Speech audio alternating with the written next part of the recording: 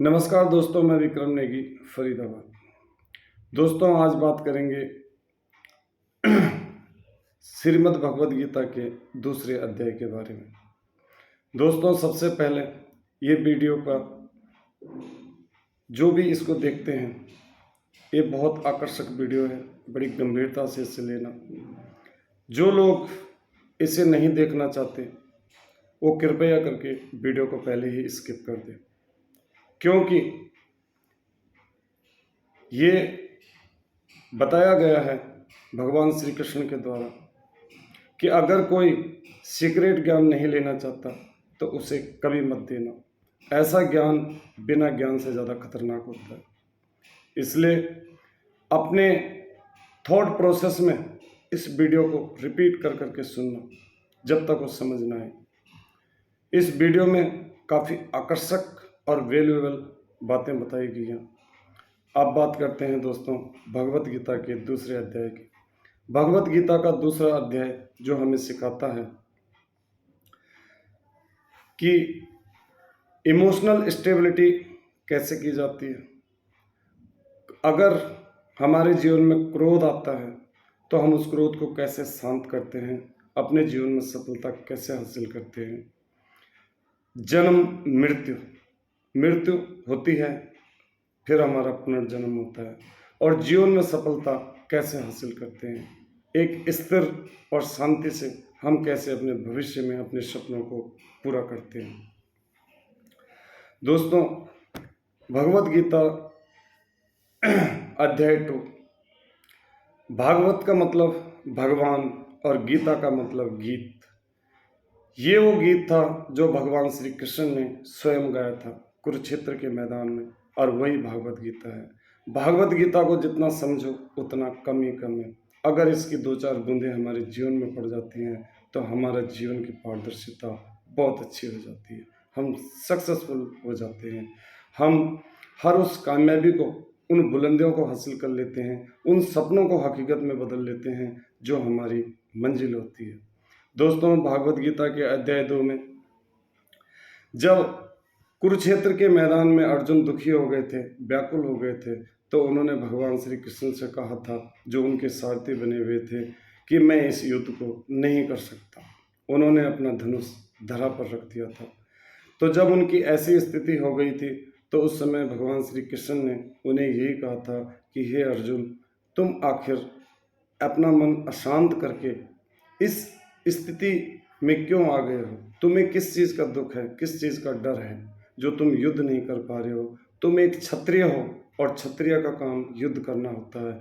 इसलिए अपना धनुष उठाओ और अपनी ड्यूटी करो, अपने कर्तव्य की तरफ आगे बढ़ते चलो, बाधाओं और मुसीबतों को दूर करो। इस समय तुम्हारा जो फर्ज है, तुम्हारी जो ड्यूटी है, वो कर्म करना है। तुम इस पारिवारिक मोह को मत देखो, क्या अपने क्या पराए। तब अर्जुन ने कहा था, हे प्रभु, मैं इस युद्ध को नहीं कर सकता। ऐसे युद्ध में जीत से मेरी पराजय भली है। ऐसे युद्ध की जीत मुझे नहीं चाहिए।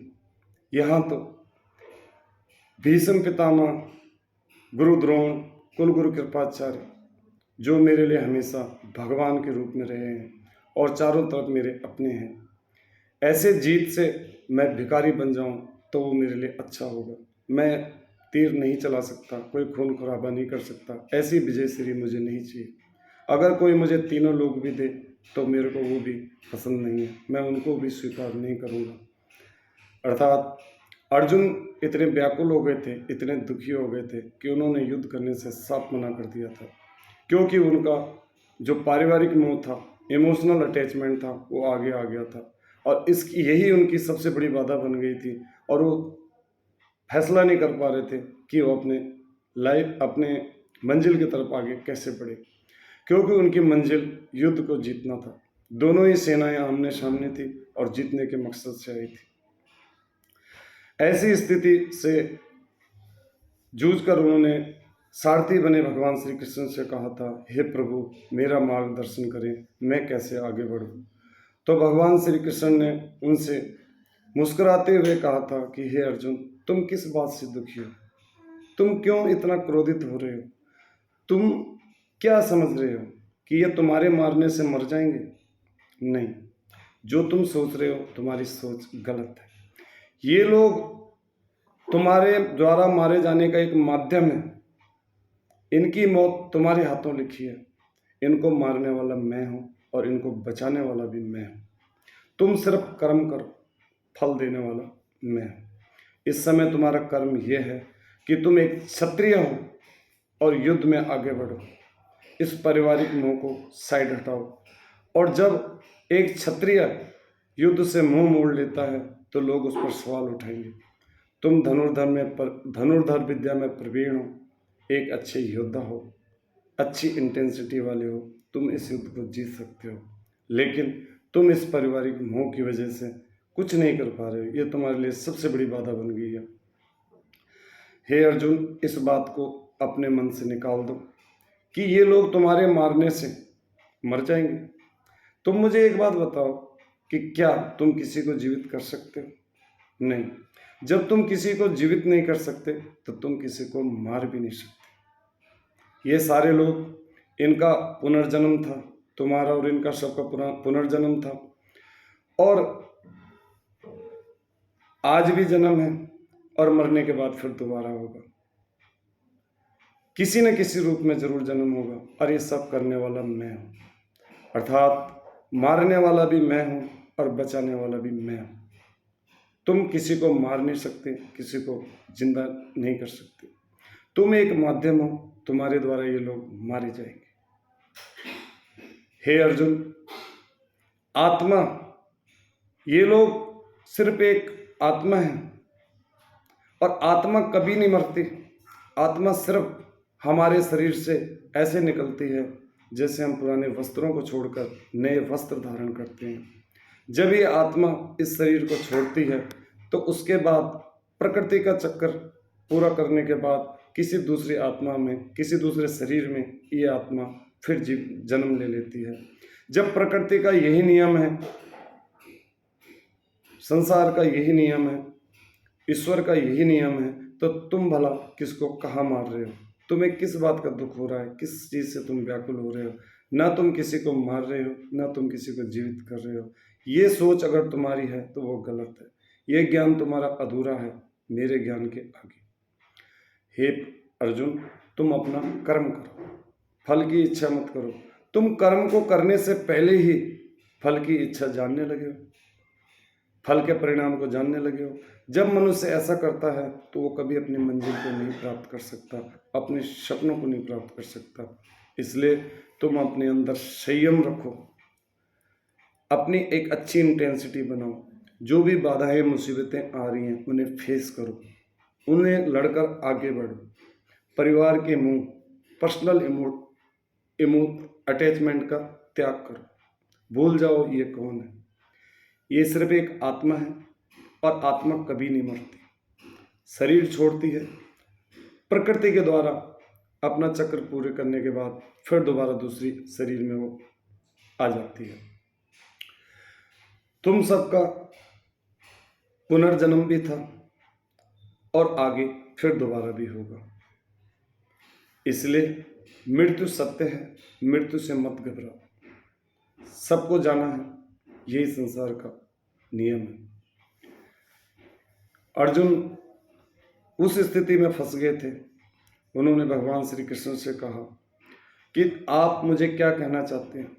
हे प्रभु, इस तरह का मोटिवेशनल आप मुझे देना चाहते हैं कि मैं अपना मन स्थिर रखूं, शांत रखूं और इस पारिवारिक मोह को छोड़कर आगे बढ़कर युद्ध लड़ूं। तो भगवान श्री कृष्ण ने मुस्कुराते हुए कहा था, हाँ पार्थ, इस समय तुम्हारा सिर्फ यही लक्ष्य है। तुम्हें कर्म करना होगा, फल की इच्छा नहीं करनी होगी।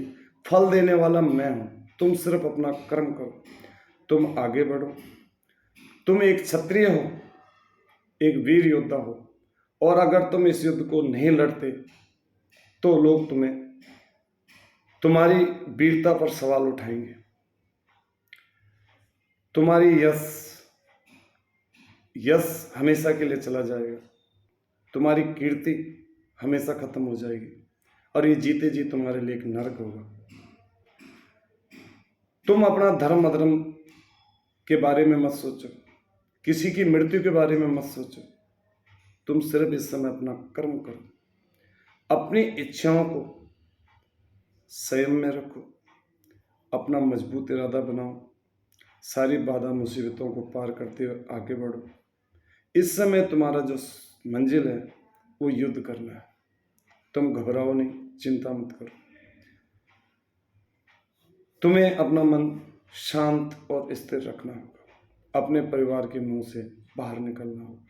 यही जीवन में सबसे बड़ी बाधा होती है जो तुम्हारे सामने आ गई है और तुम आगे नहीं बढ़ पा रहे हो। तो अर्जुन ने कहा कि हे प्रभु, इसका मतलब ये हुआ कि मुझे अपना मन स्थिर रखना होगा, अपनी इमोशनल अटैचमेंट को हटाना होगा और संयम के साथ आगे चलकर युद्ध करना होगा। तो भगवान श्री कृष्ण ने कहा, बिल्कुल इस समय आपकी वही स्थिति है।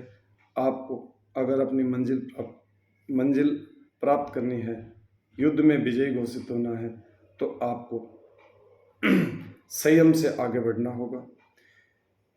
अगर आप अपनी इच्छाओं को, अपनी भावनाओं को समझकर आगे बढ़े, क्रोध नहीं किया, जन्म और मृत्यु का आपको ज्ञान है, उसकी अवेयरनेस है, तो आगे बढ़ो और हर मुसीबत बाधाओं को चीरते हुए आगे बढ़ो। अपने मन में एक ऐसा इंटेंशन बनाओ कि मेरी ये मंजिल है। इस समय आपकी मंजिल युद्ध को जीतना है। इस धर्म और अधर्म के युद्ध में आपको विजेता घोषित होना होगा, नहीं तो पूरा संसार तुम्हारे पे उंगली उठाएगा। तुम्हारा यश, वीरता, शौर्यता सब कुछ चली जाएगी। इस समय भला बुरा, लोभ, लालच सब कुछ हटाना होगा, क्रोध की प्रवृत्ति का त्याग करना होगा, संयम में अपने आप को रखना होगा। तो भगवान श्री कृष्ण की इन बातों को सुनकर अर्जुन आगे बढ़ते हैं और अपने कर्म करते हुए अपनी मंजिल की तरफ आगे बढ़ते हैं। इस समय अर्जुन ने फिर कहा भगवान श्री कृष्ण से कि हे प्रभु, मेरे से यह काम नहीं हो रहा है, मेरी जो इच्छाएं हैं वो आगे आ रही हैं, मैं भावनाओं में बह रहा हूँ, पारिवारिक मोह से बाहर नहीं निकल पा रहा हूँ। तो भगवान श्री कृष्ण ने फिर अर्जुन को कहा कि हे अर्जुन, ये समझ लो कि इस दुनिया में एक शांत और स्थिर मन तब होता है जब इंसान अपनी इच्छाओं को काबू में कर ले, किसी चीज अपनी इच्छाओं का गुलाम न बने, उनका त्याग करे, तब उसका मन शुद्ध होता है, साफ होता है। वो ना तो अपने भलाई से या अच्छाई से प्रेरित होता है, उस समय सिर्फ उसका काम कर्म करना होता है। कर्म ही सबसे बड़ा बताया गया है श्रीमद् भगवद गीता के अंदर कि हमें जो हमारी मंजिल है उसके लिए कर्म करना होगा। अगर हम अपनी इच्छाओं में बहते चले गए तो हम कभी भी, हमारा मन स्थिर नहीं होगा, हमारी स्थिति उस नाव की तरह हो जाएगी जो नाव हवाओं के बहाव में कभी दाएं घूमती है, कभी बाएं घूमती है। अर्थात जब तक मनुष्य अपनी इच्छाओं का त्याग न करे, अपने मोह का त्याग न करे, तब तक उसका मन शुद्ध और साफ हो ही नहीं सकता, क्योंकि वो अपनी इच्छाओं को पूरा करने के लिए इतना दुखी हो जाता है कि वो गुस्सा उसको आ जाता है कि किसी भी तरह से मुझे ये इच्छा पूरी करनी है। अगर गुस्सा आ जाता है तो वो पागल होता है, पागल हो जाता है, अपने जीवन में लॉजिक भूल जाता है, तर्क खो बैठता है और उसका पतन हो जाता है। इसलिए हे अर्जुन, तुम अपनी स्थिति एक स्थिर बनाओ। इसका उदाहरण ये दिया गया है कि जैसे एक शांत समुंदर होता है, उस समुंदर में हजारों नदियां आकर मिलती हैं, ज्वार भाटाएं, लहरें, उमंग तरंग होती हैं, लेकिन वो समुंदर कोई प्रतिक्रिया नहीं करता, शांति से बहता रहता है। इसलिए ऐसा आपको अपना मन बनाना होगा, अपनी इच्छाओं और मोह का और क्रोध का त्याग करना होगा, तभी आपका मन स्थिर होगा, शांत होगा और आप आगे बढ़ेंगे। और जो मोह छोड़ने के लिए इसमें बताया गया है कि जैसे कोई व्यक्ति अपने सपनों को पूरा करने के लिए घर से दूर चले जाता है, अपनी पढ़ाई करने के लिए चला जाता है, तो वो तभी अपने सपने पूरे कर सकता है, अपनी पढ़ाई को पूरा कर सकता है, जब उसे परिवार का मोह त्यागना होगा, उसका इमोशनल अटैचमेंट का त्याग करना होगा। अगर वो उस मोह के चक्कर में पड़ा रहेगा तो वो कभी भी अपने लक्ष्य को हासिल नहीं कर पाएगा, जो उसकी मंजिल है उसे पूरा नहीं कर पाएगा। तो दोस्तों, भगवान श्री कृष्ण का ये मोटिवेशनल जो कुरुक्षेत्र के मैदान में अर्जुन को दिया गया था और अर्जुन ने इसे स्वीकारा था और विजय श्री हासिल की थी। अधर्म का नाश हुआ था और धर्म की विजय हुई थी। कौरवों का अटेंशन अधर्म था और पांडवों का अटेंशन धर्म था। धर्म की जीत हुई थी और अर्जुन ने यहाँ पे सफलता हासिल की थी। अर्जुन एक धनुर्धर विद्या में प्रवीण थे, एक क्षत्रिय थे और भगवान श्री कृष्ण ने उनसे खुद कहा था कि हे अर्जुन, अगर तुमने इस युद्ध को नहीं लड़ा, किसी भी तरीके से नहीं लड़ा, बाधाओं मुसीबत पारिवारिक मोह की वजह से, तो हर कोई तुम्हारे क्षत्रिय होने पर सवाल उठाएगा। तुम अगर इस युद्ध में मारे जाओगे तो मरने के बाद भी तुम्हारा पुनर्जन्म होगा, तुम मेरे पास ही आओगे। और जिन लोगों की तुम चिंता कर रहे हो कि मैं इनका मृत्यु का कारण बन रहा हूँ, तो ये ख्याल अपने मन से निकाल दो। ये सारे लोगों का पहले भी पुनर्जन्म था और फिर दोबारा भी होगा। तुम किसी को नहीं मार रहे हो, ये सब आत्मा है। आत्मा कभी नहीं मरती। शरीर हमेशा धूल बन जाता है। शरीर से आत्मा निकलकर फिर दोबारा किसी न किसी रूप में नया शरीर में पुनर्जन्म उसका हो जाता है। अगर ऐसा नहीं हुआ तो इसी संसार में किसी न किसी रूप में इसी ब्रह्मांड में रहती है और ये सब परमात्मा का अंश है। जब भगवान ही ये सब कुछ करते हैं तो आपको घबराने की जरूरत नहीं है, चिंता करने की जरूरत नहीं है। न आप मारने वाले हो न बचाने वाले हो, आप सिर्फ एक माध्यम हो। कोई चिंता मत करो, सारे पारिवारिक मोह हटाओ और संयम और शांति के साथ युद्ध लड़ो, तभी तुम्हें विजय श्री मिलेगी। अपने कर्मा के प्रोस्पेक्ट को फॉलो करो। कर्म ही सबसे बड़ा प्रधान बताया गया है श्रीमद् भगवत गीता के अंदर। उसके अंदर उसका इंटेंशन अच्छा होना चाहिए, क्रोध और जो उसकी इच्छाएं हैं उनका मोह। तो दोस्तों, इस जिंदगी के जीवन में आप भी एक अर्जुन हो। अगर आप अपने सपनों को पूरा करना चाहते हो, जिंदगी में जीवन की जंग लड़ना चाहते हो और अपने सपनों को पूरा करना चाहते हो, जैसे कुरुक्षेत्र के मैदान में अर्जुन ने अपनी जिंदगी की जंग जीती थी, लड़ी थी और उसमें विजय श्री हासिल की थी, तो सबसे पहले आपको अपने जीवन में जितने मोह हैं, चाहे वो धन का मोह हो, चाहे वासना का मोह हो, चाहे क्रोध का मोह हो, चाहे कोई अन्य मोह हो, इनका त्याग करना होगा। अपने अंदर शांति और संयम बनानी होगी।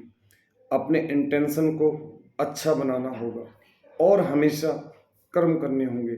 जीवन में जो भी मुसीबतें हैं, जो भी बाधाएं हैं, उनसे लड़ना होगा।